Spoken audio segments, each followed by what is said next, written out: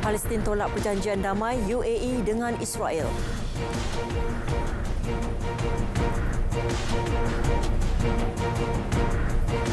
United Kingdom nyah senarai Perancis daripada senarai negara koridor perjalanan.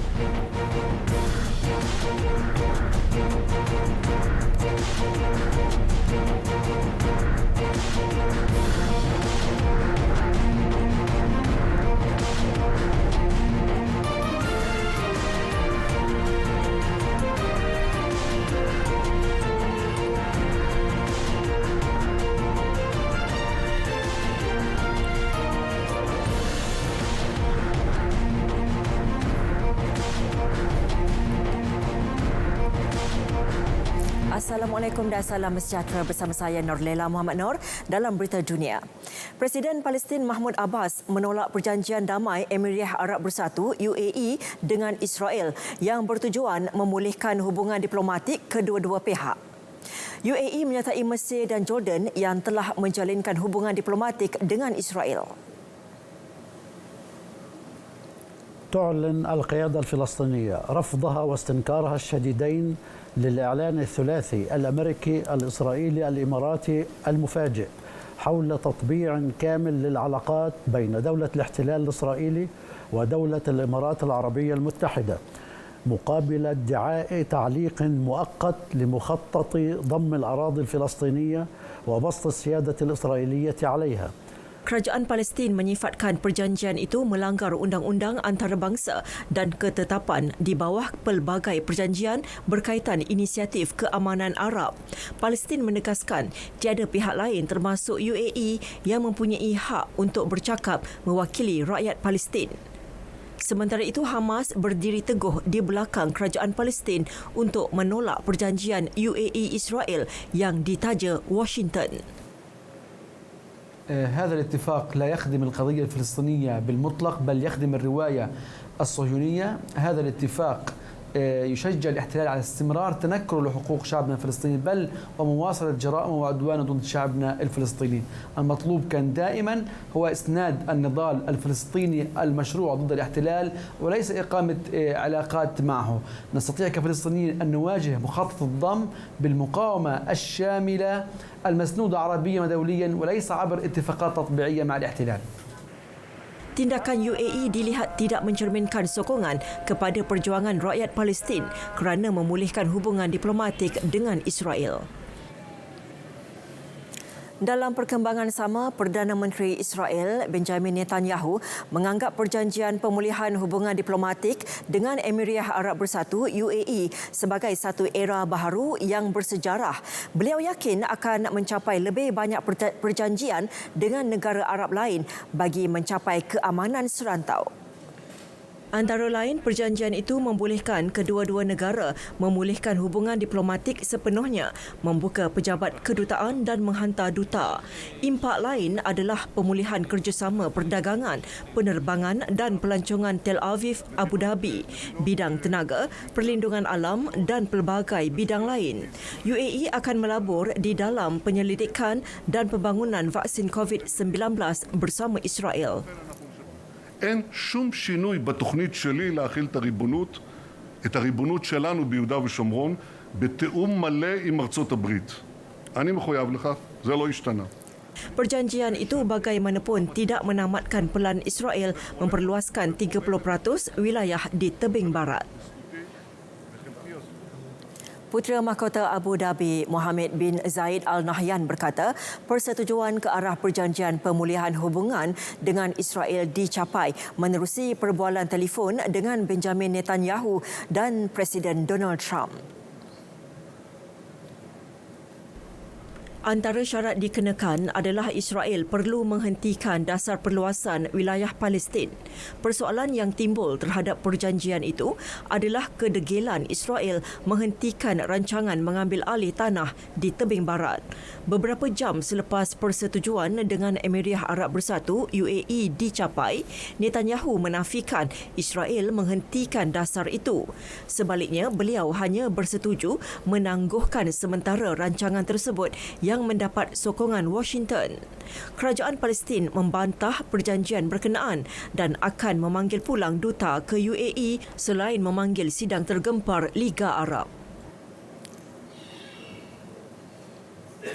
Penduduk Tel Aviv memberikan reaksi bercampur terhadap pengumuman kerajaan Israel berjaya mencapai persetujuan ke arah pemulihan hubungan diplomatik dan kerjasama ekonomi dengan Emirat Arab Bersatu UAE. אני תמיד שמח על התקרבות בין עמים, אז אני שמח שיש לנו את החיבור הזה ושאנחנו לאט לאט מתקרבים. אני יודע שהאנשים, העם, גם אצלנו, גם באיחוד האמירויות, אנשים אוהבים אחד את השני, אין להם אינטרסים, זה הכל עם משחקים של פוליטיקה, משחקים של כוח, ואני שמח שיש התקרבלות ויש התנרמלות, כי זה סימן טוב גם לעמים אחרים, סימן טוב לדברים אחרים שהולכים לקרות באזור.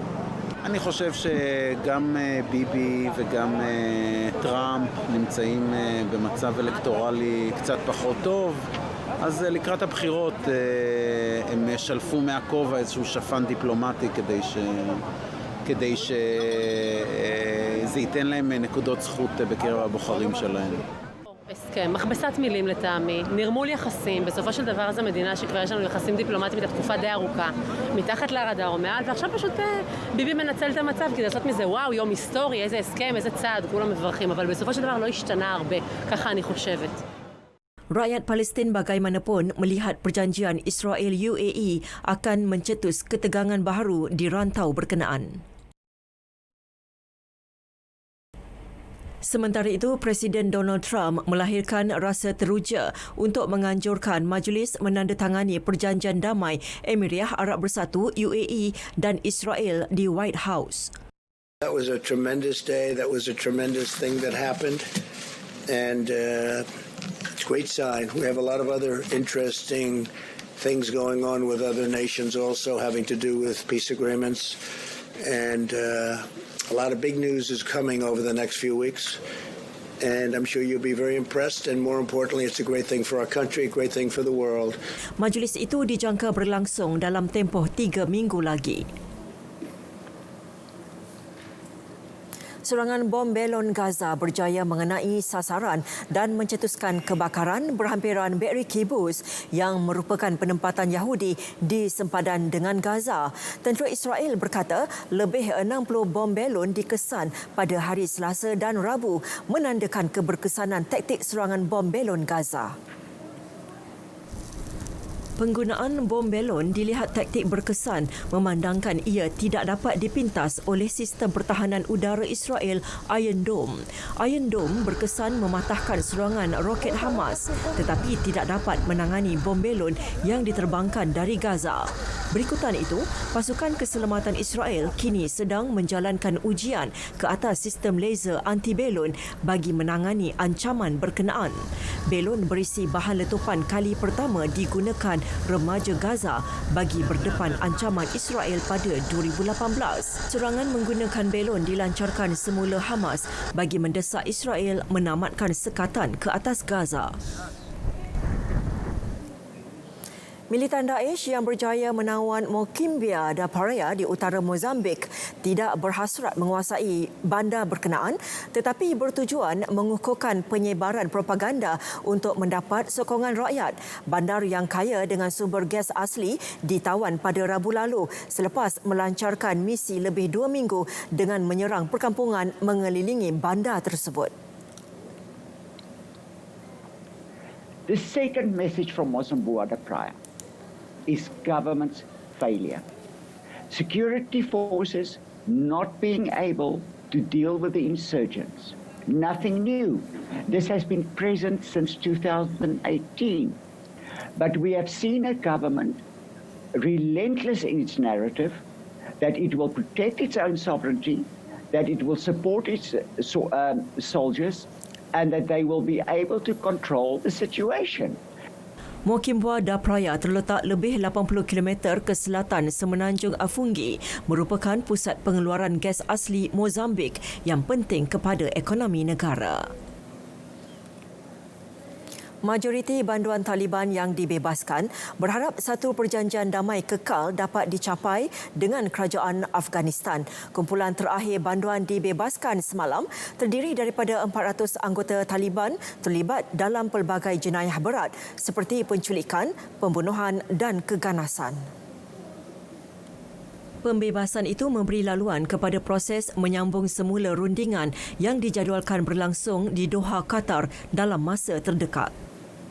نو دا زندان کې بندي وم جرم اختطاف دی بس تقریبا 8 کاله زندان مې تیر کړی دی نو زه غواړم د خپل مشرانو سره د ولسمشر سره د په فرمان کې چې موږ ته دا فرمان راکړی دی د موږ خوش کیږو د خیره نو زه د خپل مشرانو غواړم د دولت مشرانو سره غواړم چې دایمي اوربند وکړي نور دا ویني تویول د مشکلات ختم کړي د مسلمانانو پر قرار شي د څو عمر چې جنگ شوی دی د ځوانانو د مؤمنانو آینده ډیره خراب ده پرېږدي چې خپل درسونه وایي خپل مکتبونه وایي او ژوند یې سم نو زه په افغانستان کې د طالب په جرم باندې راغلی یم او جرم ترور باندې راغلی یم دلته او زه دایمي اوربند غواړم په افغانستان کې او دایمي سوله غواړم او نن د رئیس جمهور په فرمان باندې ازادیږو او غواړم په افغانستان کې امن او آرامی راشي. السلام علیکم. طالبان به جرم اختطاف و قتل بندی بودم ان شاء الله به صلح راضی امید به خدای که به افغانستان صلح بیایه هم به خناق هم مسلمانان آرام باشه و خناق بشینه آرامی باشه قرار فارغ باشه.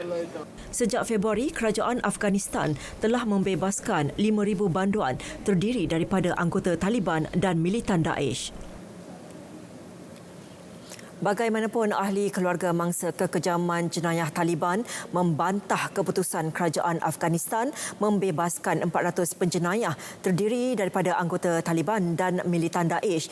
Antara yang dibebaskan adalah mereka yang terlibat dalam serangan bom trak pada 31 Mei 2017 yang membunuh lebih 150 mangsa di Kabul.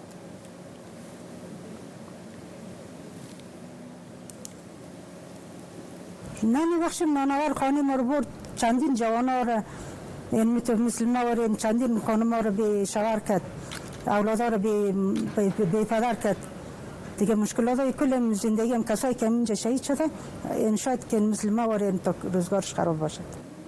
اگر صلح نیاید همین جریان تکرار شود تقریبا شاید بازم هزاران انسان دیگه در کشور نابود شوند خانوادهشون تباه شوند شهید شوند زخمی شوند بالاخره یک مصیبت بالای زنا میاد ولی واقعا اگر صلح 100% آمدنی باشه ما کدام مشکل نداریم ما خودمون یک از کسایی که داغ دیده هستیم و یکی از کلانترین آرزوهای ما فعلا در افغانستان یک صلح سرتاسری است. امروز اینکه ماشین یکی از این سازمانده بمبگذاری چهار زنبق هم تقاضای 400 نفر است کم اعلام شد دیگه مثل که پیشتر براتون گفتم که این یک چیزی که بسیار ضربه شدید ده آدای یک انسان اون چیز احساس میکنه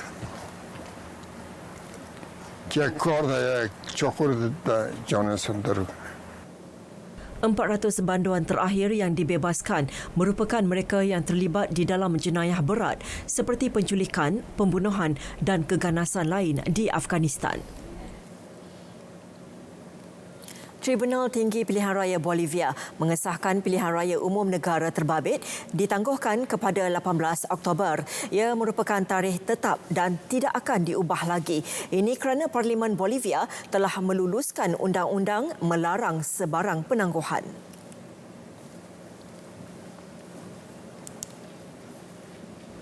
El Tribunal Supremo Electoral ha aprobado por unanimidad la resolución 205/2020 que confirma y establece el domingo 18 de octubre de 2020 como fecha definitiva, inamovible e impostergable de la jornada electoral. Estamos convencidos que a partir de ahora, con una fecha cierta de elección, progresivamente las movilizaciones irán cediendo, ofreciendo la paz que anhelamos todos.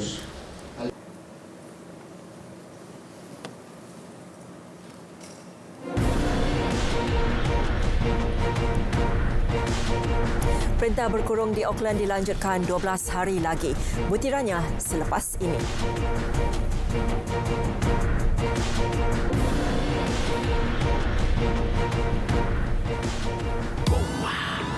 sampai jadi hari-hari bikin jam pertama kali. Mula dari bawah, ramai orang makan nasi tapi tak pernah pergi sawah. Sampai jadi hari-hari bikin jam pertama kali. Dulu orang kami kais pagi makan pagi, sekarang bikin sampai jadi dengan internet tanpa had dan panggilan tanpa had. Nikmati semuanya dengan Prabaya Hotlink tanpa had serba baharu. Pelitup separuh muka diwajibkan berkuat kuasa 1 Ogos 2020. Pemakaian pelitup separuh muka diwajibkan di tempat awam dan sesak semasa menggunakan pengangkutan awam seperti bas, taksi, LRT, KTM, kenderaan e-hailing. Juga semasa berada di tempat awam seperti pasar awam, pasar tani, pasar malam, pasar raya, tempat tumpuan pelancong dan panggung wayang. Tidak diwajibkan memakai pelitup separuh muka semasa menggunakan kenderaan persendirian. Kanak-kanak berusia 2 tahun ke bawah dan kanak-kanak juga tidak digalakkan dibawa ke tempat awam yang sesak. Tidak diwajibkan memakai pelitup separuh muka ketika melakukan aktiviti fizikal serta semasa bersenam atau beriadah.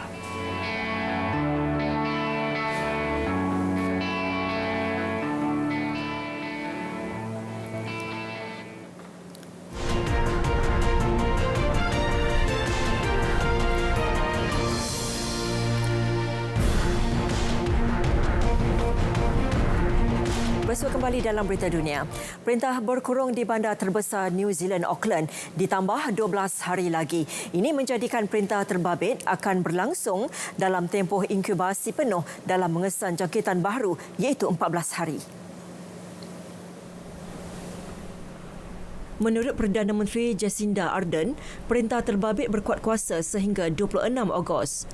In keeping with our precautionary approach and New Zealand's philosophy of going hard and going early, today Cabinet has agreed to maintain our current settings for an additional 12 days, bringing us to a full 2 weeks in total. Sebarang pelanjutan tempoh akan diperhalusi sekali lagi Jumaat minggu hadapan bergantung kepada situasi semasa. Setakat ini, kerajaan tidak bercadang untuk meningkatkan fasah perintah berkurung kepada tahap lebih tinggi. Ketika ini, 29 kes dikesan membabitkan kluster keluarga yang menjadi punca wabak merebak. Kaitan satu lagi kes dengan kluster terbabit masih dikesan. United Kingdom mengeluarkan Perancis daripada senarai negara koridor perjalanan. Ini bermakna rakyat Britain yang pulang dari negara berkenaan perlu menjalani kuarantin wajib 14 hari sebaik tiba. Menurut kenyataan kerajaan, arahan berkuat kuasa 4 pagi nanti. Tindakan dilakukan susulan pertambahan mendadak kes COVID-19 di negara terlibat. Dijangka lebih 160,000 warga Britain yang berada di Perancis terkesan dengan arahan terbabit. Sebaik tiba, mereka perlu menjalani kuarantin kendiri. Kegagalan berbuat demikian akan membawa kepada tindakan denda sehingga £3,200 bergantung kepada negeri masing-masing. Pada Khamis, Perancis merekodkan jumlah jangkitan baharu tertinggi sejak Mei iaitu 2,669 kes dalam tempoh 24 jam. Dalam reaksinya, Menteri Muda Perancis bagi Hal Ehwal Eropah, Clement Beaune berkata beliau kesal dengan tindakan kerajaan British itu. Beaune tidak menolak kemungkinan tindakan sama akan diambil Paris. Koridor perjalanan Britain diperkenal bagi memberi kebenaran buat mereka yang tiba dari negara diklasifikasi berisiko rendah daripada penularan.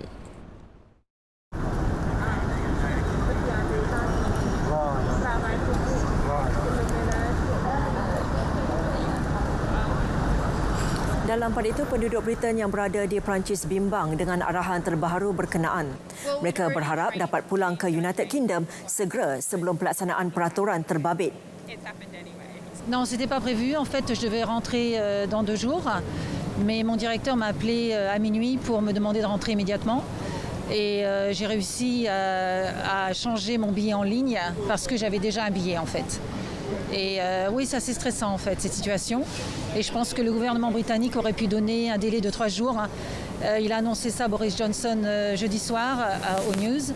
Et je pense que vraiment, il aurait pu donner un délai à tous les ressortissants britanniques. Moi, je suis british aussi, donc je suis un peu déçue.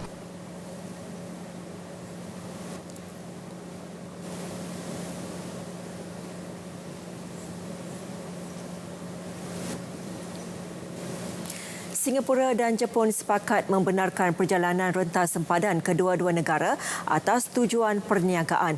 Kebenaran itu akan berkuat kuasa bulan hadapan. Kata sepakat dicapai dalam perbincangan antara Menteri Luar Singapura Vivian Balakrishnan dengan rakan sejawatan dari Jepun Toshimitsu Motegi. Menerusi kebenaran itu, pelancong perniagaan boleh melakukan perjalanan dan bekerja dalam jarak terhad. Untuk 14 hari pertama, mereka diminta tinggal di tempat penginapan. Kebenaran turut diberi kepada pekerja expatriate di bawah skim berbeza. Sebelum ini, Singapura turut melakukan perkara sama dengan Malaysia bermula Isnin lalu. Inisiatif akses ke alat pemacu COVID-19 ACT dilancarkan Pertubuhan Kesihatan Sedunia WHO dan rakan globalnya pada April lalu mula menunjukkan hasil. Program itu berjaya menghasilkan 9 calon vaksin yang sedang melalui ujian klinikal fasa 2 atau 3. In April, WHO convened world leaders and launched the Access to COVID-19 Tools Act Accelerator. In just 3 months, the accelerator has already shown results. As of today, 9 vaccine candidates are already in the COVAX portfolio and going through phase 2 or 3 trials, and this portfolio, already the broadest in the world, is constantly expanding. Sehingga hari ini juga hampir 70% populasi global sudah mendaftar atau berminat menjadi sebahagian daripada inisiatif fasiliti vaksin global COVAX. Bagaimanapun, pelan ACT Accelerator kini berdepan dengan kekangan keuangan besar dan memerlukan $31.3 bilion Amerika untuk berjaya. Vaksin COVID-19 dari China, Sinovac, yang menjalani ujian klinikal di Indonesia masih belum mendapat persijilan halal Majlis Ulama Indonesia MUI. Ujian klinikal pertama vaksin tersebut dilaksanakan syarikat teknologi Bio Indonesia, Bio Farma pada 11 Ogos lalu, melibatkan 19 sukarelawan. Buat masa ini, syarikat tersebut dalam proses memohon sijil halal bagi vaksin Sinovac dengan menyediakan semua dokumen diperlukan untuk kelulusan MUI. MUI akan melakukan audit menyeluruh terhadap pengeluaran vaksin Sinovac seperti proses pembuatan dan bahan mentah digunakan bagi menentukan status halal produk. Menurut pengarah Institut Kajian Makanan, Ubatan dan Kosmetik MUI, Luqmanul Hakim, sehingga hari ini Bio Farma masih belum mengemukakan sebarang permohonan sijil halal bagi vaksin COVID-19. Sebaliknya, kedua-dua entiti bersetuju menjalankan kajian ke atas vaksin halal buatan China. Dalam pada itu, jumlah kes COVID-19 di negara seberang itu terus meningkat kepada 135,123 kes, manakala 75,527 lagi pesakit masih dalam pemantauan virus itu. Berdasarkan data rasmi kerajaan, sebanyak 2,307 kes baru disahkan dalam tempoh 24 jam. Semalam 53 kematian dicatatkan dalam tempoh 24 jam. Angka itu menjadikan jumlah korban akibat COVID-19 di negara seberang itu mencecah 6,021 kematian. Jakarta mencatatkan kes positif keseluruhan tertinggi iaitu 28,299 kes. Ia diikuti Jawa Timur 26,979 kes dan selebihnya di 32 wilayah lain. Provinsi Jawa Timur mencatatkan jumlah kematian keseluruhan tertinggi iaitu 1,967 kematian. Diikuti Jakarta 974 kematian, Jawa Tengah 774, Sulawesi Selatan 343 dan selebihnya di wilayah lain di Indonesia. Perubatan Korea Selatan KMA melancarkan mogok besar-besaran bagi membantah rancangan kerajaan meningkatkan pengambilan pelajar perubatan dalam usaha meningkatkan jumlah doktor dan pakar perubatan seluruh negara. Serta itu, hampir 7,000 hospital dan klinik ditutup hari ini bagi meningkatkan tekanan kepada kerajaan memenuhi tuntutan KMA. KMA dianggotai 130,000 doktor dan pegawai perubatan, merupakan salah satu kesatuan sekerja terbesar di Korea Selatan.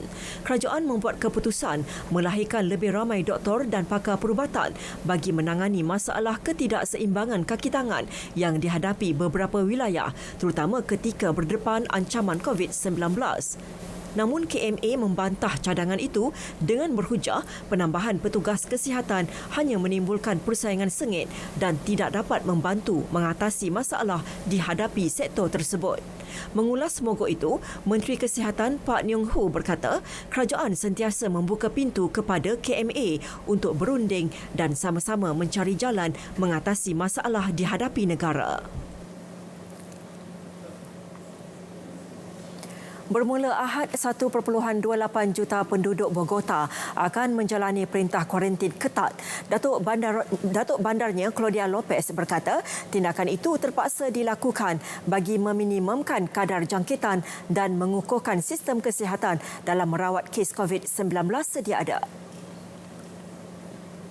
Este último turno de cuarentena para terminar de pasar el primer pico de la pandemia, que como dijimos desde el principio iría hasta finales de agosto, irá del 16 al 30 de agosto. Es decir, tal que lo que vamos a intentar a partir de septiembre, eso es lo que estamos modelando con los expertos que nos están ayudando. Esperamos poder empezar una nueva normalidad donde salgamos por turnos, por días, por sectores. Lo que podemos confirmar es que a partir de la primera semana de septiembre volverá a abrir el aeropuerto El Dorado. Para la ciudad de Bogotá es un enorme costo económico tener su aeropuerto cerrado, pero era necesario. Esta pandemia. Sesi persekolahan di Filipina ditangguhkan 6 minggu lagi susulan situasi tidak menentu akibat COVID-19. Arahan penangguhan dikeluarkan 10 hari daripada tarikh asal pembukaan semula sekolah. Menurut kenyataan dikeluarkan Istana Malacanang, sesi persekolahan akan dibuka semula 5 Oktober nanti. Ini bermakna sesi pembelajaran secara bersemuka kekal ditangguhkan. Tindakan itu terpaksa dilakukan susulan perintah berkurung di Manila dan beberapa daerah lain. Berdasarkan perkembangan itu, 20 juta pelajar sekolah akan belajar melalui kaedah campuran antara dalam talian, televisyen dan radio. Setiausaha Pendidikan Leonor Briones menggesa ibu bapa memberi kerjasama dengan memantau pelajaran anak mereka. Bangunan sekolah sering dijadikan pusat kuarantin COVID-19. Filipina merekodkan 153,000 kes COVID-19 dengan 2,442 kematian. China mengumumkan kejayaan pemulihan penerbangan dengan lebih 20 negara lagi ketika berdepan penularan COVID-19. Sehingga 12 Ogos lalu, sektor penerbangan semakin konsisten dengan 93 syarikat penerbangan beroperasi memberi perkhidmatan penerbangan dengan 50 buah negara sehingga kini.